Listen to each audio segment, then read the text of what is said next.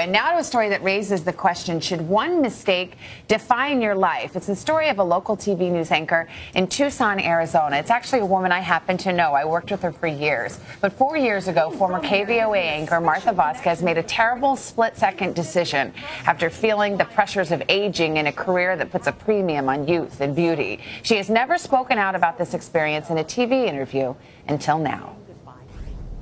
35 years, Martha Vasquez was the queen of Tucson, Arizona. Being from here gives me a special connection to the stories we cover in Southern Arizona.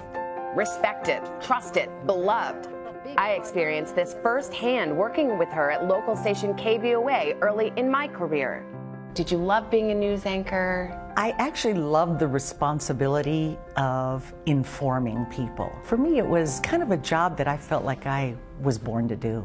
When you're in the public eye, people expect you to always be a certain way. How did you manage that? You know, one of the things that I was known for when I was on the air is for my big smile and my hearty laugh.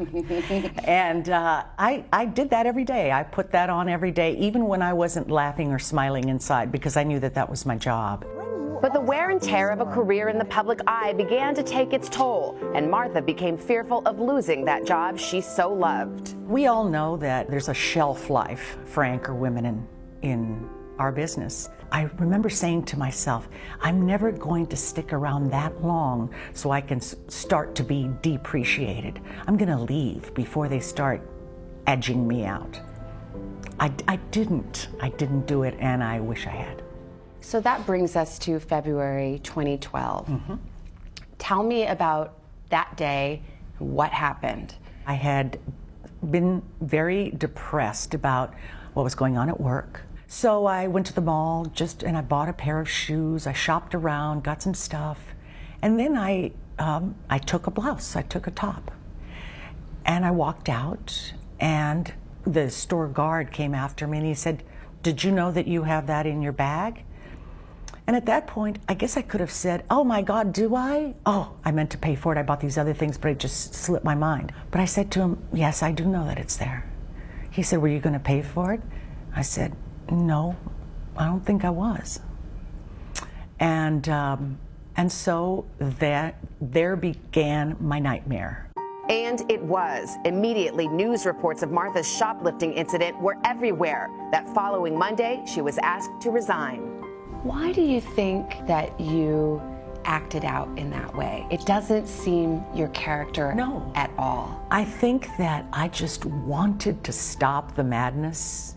I wanted to stop my unhappiness, and I didn't know how to do it myself. I think I knew deep down in my heart that if I shoplifted something, you know, just like any other crime, you would lose your job.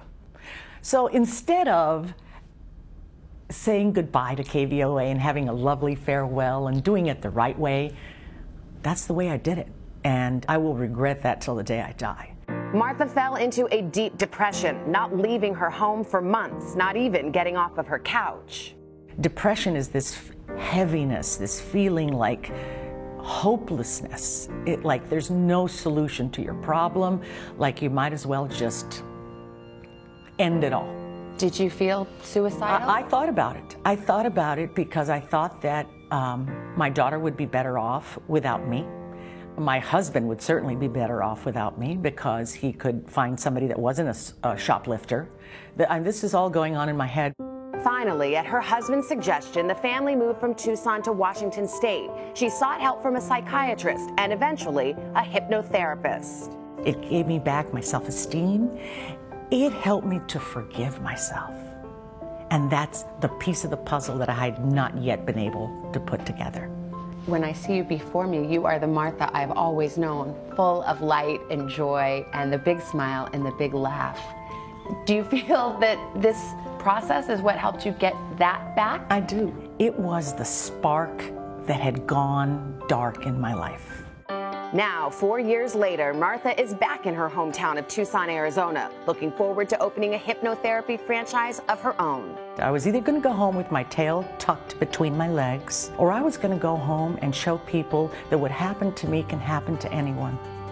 That it was a mistake, that we all make mistakes, that one bad chapter does not end a story.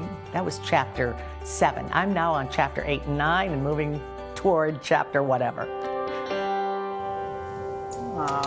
What a great story, and she, I think, will give so many people courage, perhaps, to do something that they haven't wanted to do. You know, it's unusual circumstances, but I think a lot of people can relate to not dealing with things that might be happening inside, acting out in a way that would be unexpected even to them. And I think most importantly, she shows a graceful way back, and we wish her the best. What was that like for you, somebody you grew up watching, to sit across and talk to her like? You know what, Martha and I, not only did I watch her growing up in Tucson, then we were colleagues and we worked together and we stayed friends. And I know when this happened and it was all in the headlines, you know, I tried to reach out to her, and, you know, it was just so hard. But I think the message that she received was that, you know, you're not defined by one thing. Your friends will always love you, and I'm very, very proud of her. Well, it's great that she's doing so well now. Yes. Because that story, she seems so nice. She deserves a second chance and a new opportunity, and now that's, you know, chapter 8 and 9 are going well. Yeah, Good lesson not to judge someone on their worst day. Right? May we all not be judged that way.